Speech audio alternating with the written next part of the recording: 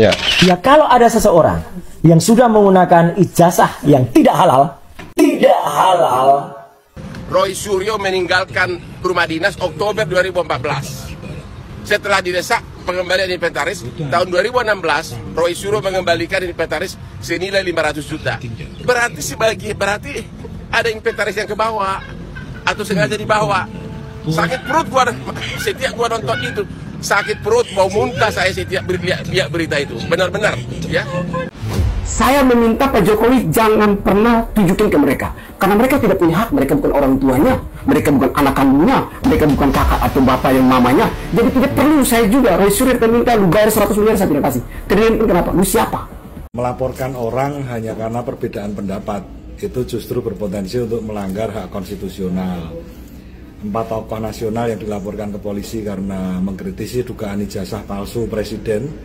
Namun kini lebih dari 100 advokat, akademisi, dan tokoh masyarakat menyatakan dukungan terhadap mereka. Cuma nuduh aja.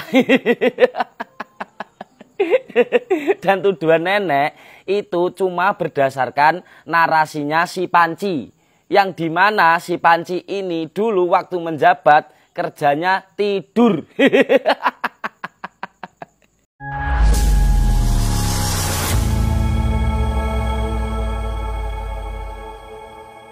Assalamualaikum warahmatullahi wabarakatuh, saudara-saudaraku sebangsa dan setanah air dimanapun kalian berada. Semoga kalian selalu dalam kondisi sehat walafiat. Berjumpa lagi dengan saya di Gaspol Update. Kami bukanlah buzzer pihak manapun, kami hanya menyajikan keputusan ada di tangan Anda. Teman-teman, ini ada video yang menurut saya cukup menarik, yakni tentang Hotman Paris ya, yang berspeak up terkait bacotan si Roy Panci yang akhir-akhir ini ya semakin kesini semakin tidak terkendali ya, merasa benar dan so ahli dan lain-lain ya. Tentu teman-teman sudah familiar dengan sosok Hotman Paris dan dia membungkam telak si Roy Panci ini teman-teman ya, terutama terkait kasus Panci yang sudah terjadi cukup lama, yaitu tahun 2014 dan baru dikembalikan oleh si yang membawa pulang pada 2016 ya dengan nilai 500 juta. Wah. Dan kemarin-kemarin ini dia tersinggung ya setelah disindir oleh Sylvester Matutina terkait Panci. Panci, mana Panci? Dan sekarang disindir oleh Hotman Paris juga ya. Apakah dia juga akan tersinggung? Kita tunggu saja perkembangannya. Nah, bagaimanakah videonya dan bagaimanakah respon netizen? Mari kita tonton bersama, kemudian mari kita komentari bersama di bagian akhir video. Ini dia. Ya, kalau ada seseorang yang sudah menggunakan ijazah yang tidak halal. Tadi pagi Gatot pejabat Kemenpora mengatakan Roy Suryo meninggalkan rumah dinas Oktober 2014. Setelah didesak pengembalian inventaris, tahun 2016 Roy Suryo mengembalikan inventaris senilai 500 juta. Berarti ada inventaris yang kebawa atau sengaja dibawa. Sakit perut gua setiap gua nonton itu. Sakit perut, mau muntah saya setiap lihat berita itu. Benar-benar, ya. Kalau memang hanya level pompa air atau matras, datanglah ke Hotman Paris. Saya bantu 1 truk, ya. Apalagi katanya ada ribuan lagi. Udahlah, jangan pakai jas di TV lah kalau pompa air sama matras juga jadi persoalan, oke? Nih, Rolex gua kasih lo, ya. Langsung itu bisa beli matras sama pompa air 2000 kali ya. Ya, jangan berlagak di TV deh, ya. Salam Hotman Paris.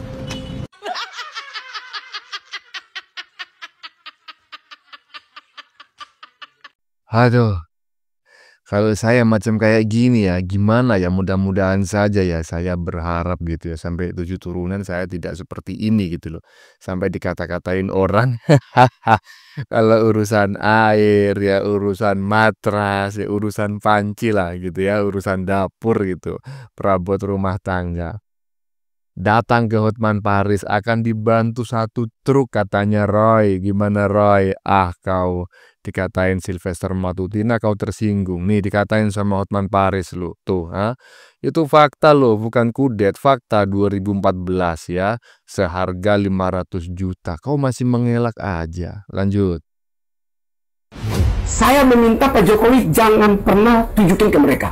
Karena mereka tidak punya hak, mereka bukan orang tuanya. Mereka bukan anak kandungnya, mereka bukan kakak atau bapak yang mamanya. Jadi tidak perlu saya juga, Roy Suryo akan minta lu bayar 100 miliar saya tidak kasih. Triliun pun kenapa? Lu siapa? Saya akan tanya, lu punya kewenangan apa? Lu tidak punya hak atur saya. Iya, saya sepakat ya.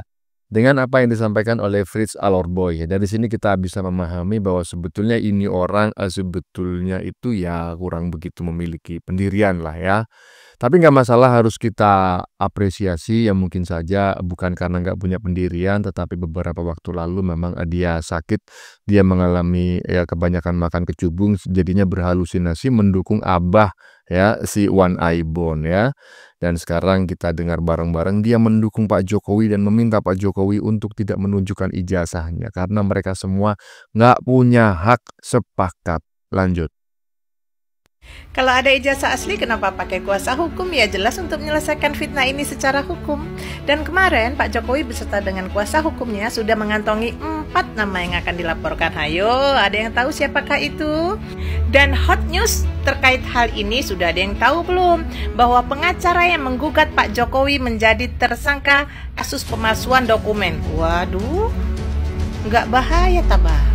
Lah ya itu, ya kan. Saya sepakat dengan mama barusan ya, bahwa ijazah palsu ini ya harus dibawa ke ranah hukum agar bisa dibuktikan dan tidak berlarut-larut kembali. Nggak seperti konsep yang kalian tawarkan ya, bahwa kalau ijazahnya asli ya udah tunjukin aja. Loh, ditunjukin kepada siapa? Kepada kalian. Emang hak kalian melihat apa? Apakah kalian bisa membuktikan, bisa membedakan antara ijazah palsu dengan ijazah asli? Kan nggak bisa. Maka biarlah dibawa ke ranah hukum. Nanti bagaimana prosedur hukum membuktikannya? Nanti kita ikutin bareng-bareng gitu loh. Ya iyalah, jangan takutlah kalian di penjara. Wong kalian sendiri kok yang mendalilkan, ya kan? Lanjut. Melaporkan orang hanya karena perbedaan pendapat itu justru berpotensi untuk melanggar hak konstitusional. 4 tokoh nasional yang dilaporkan ke polisi karena mengkritisi dugaan ijazah palsu presiden. Namun kini lebih dari 100 advokat, akademisi, dan tokoh masyarakat menyatakan dukungan terhadap mereka. Pasal 160 KUHP menyebut bahwa hasutan baru dapat dipidana jika benar-benar menimbulkan keonaran di masyarakat. Tapi apa itu keonaran? Keonaran dalam konteks hukum berarti kekacauan yang nyata, seperti massa yang bertindak anarkis, terjadi kerusuhan fisik atau kerusakan fasilitas umum, atau mungkin bentrokan begitu. Bukan sekedar opini, kritik atau diskusi di media sosial yang tidak menimbulkan kekacauan di ruang publik. Pernyataan para tokoh ini disampaikan secara damai dan terbuka. Tidak ada kekerasan, tidak ada ajakan untuk rusuh juga. Maka tuduhan keonaran terhadap mereka menjadi tidak relevan. Jadi kebebasan berpendapat dan berkumpul itu dijamin oleh Undang-Undang Dasar. Kritik bukan kejahatan. Jika suara berbeda dipidanakan, maka demokrasi kita sedang menuju krisis. Mari jaga ruang diskusi agar tetap sehat dan terbuka. Berpendapat bukan kejahatan. Udahlah Pak, ya kan, jangan hanya jenggot aja yang dipanjangin, ya kan, pengetahuan diperluas gitu ya, ya kan, iyalah. Nah, jadi jangan cuma jenggot aja Pak yang dipanjangin, atau bilang aja gini loh, bahwa Anda itu dan kelompok Anda itu mengalami ketakutan gitu loh ya. Karena Pak Jokowi menempuh jalur hukum ya. Iya. Wah. Udah, kalau memang kalian merasa benar, ikuti aja proses hukum yang akan berlaku. Lanjut. Sejumlah pengusaha turut mendampingi saat Ketua Pemuda Patriot Nusantara melaporkan Roy Suryo dan 3 orang lainnya ke Polres Jakarta Pusat atas kasus penghasutan dalam tuduhan ijazah palsu Joko Widodo. Pasalnya mereka mengaku heboh tuduhan ijazah palsu Jokowi yang digemborkan oleh Roy Suryo sudah berdampak pada usahanya karena para investor asing meragukan kepastian hukum di Indonesia. Soal kepastian hukum, di mana investor itu mulai ragu untuk berinvestasi di Indonesia. Dan saya mengalami itu. Jadi partner saya dari Timur Tengah, deal sebelumnya sudah oke, tapi kemudian teman saya ini mengalami keraguan. Dia bilang ke saya, apakah kepastian hukum di Indonesia ini tidak ada? Kenapa? Karena kalau dari kasus Pak Jokowi ini hanya kebetulan saja kasus Pak Jokowi. Pak Jokowi ini 5 kali ikut pemilu, artinya 5 kali juga melalui proses verifikasi dokumen dan sudah disahkan oleh institusi negara. Jadi kalau kemudian kasus ini dibiarkan saja dan dikaji-kaji ulang, bisa jadi seperti partner saya, investor ini berpikir juga kalau dia investasi hari ini, hari ini, 5 tahun yang akan datang, 10 tahun yang akan datang mungkin akan dipersoalkan masalah kepastian hukumnya. Jadi partner saya ini ragu untuk berinvestasi di Indonesia ini. Nah, karena itu kepastian hukum di negara ini perlu hadir. Apa yang sudah diokekan oleh lembaga negara, apa yang sudah berjalan di lembaga negara dengan baik, maka publik, masyarakat, orang asing, dunia internasional menganggap itu sudah valid, sudah oke. Gitu. Nah, takut ya Pak.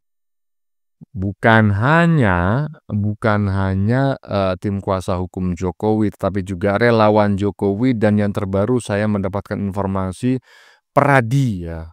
Peradi juga melaporkan si Roy Panci.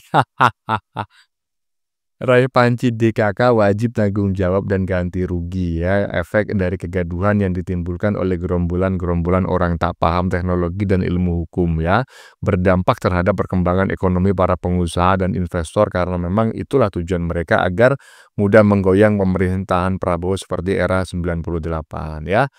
Ya udahlah, pulangin aja si Roy Panci itu ke negara asal leluhurnya, di negeri yang sangat nyaman kata mereka ya. Lanjut. Karena kami tidak memfitnah, kami tidak mencemarkan nama baik Bapak Jokowi, karena yang terjadi adalah nyata bahwa Pak Jokowi tidak memperlihatkan ijazah aslinya pada saat berhadapan dengan kami. Kemudian mengatakan hanya hakim yang bisa menyuruh beliau memperlihatkan, tapi kata tadi Pak Fadila dikasih lihat kepada wartawan. Aneh sekali. Iya, emang nggak fitnah nenek, cuma nuduh aja. Dan tuduhan nenek itu cuma berdasarkan narasinya si Panci, yang dimana si Panci ini dulu waktu menjabat kerjanya tidur. Yang kedua, masalah Pak Jokowi nggak nunjukin ijazahnya ke nenek atau kakek, tapi malah nunjukin ijazahnya ke wartawan. Ya terserah Pak Jokowi lah, Nek. Itu ijazah hak pribadinya Pak Jokowi. Terserah Pak Jokowi mau nunjukin ke tukang bakso, tukang siomay, ke wartawan, terserah Pak Jokowi. Mungkin Pak Jokowi lebih percaya nunjukin ijazahnya ke wartawan daripada ke gerombolan kakek nenek yang sering teriak-teriak nggak jelas. Ya udah, semoga nenek paham ya. Tulis pendapat kalian di kolom komentar teman-teman. Salam Jigigis. Iyalah ya kan. Gimana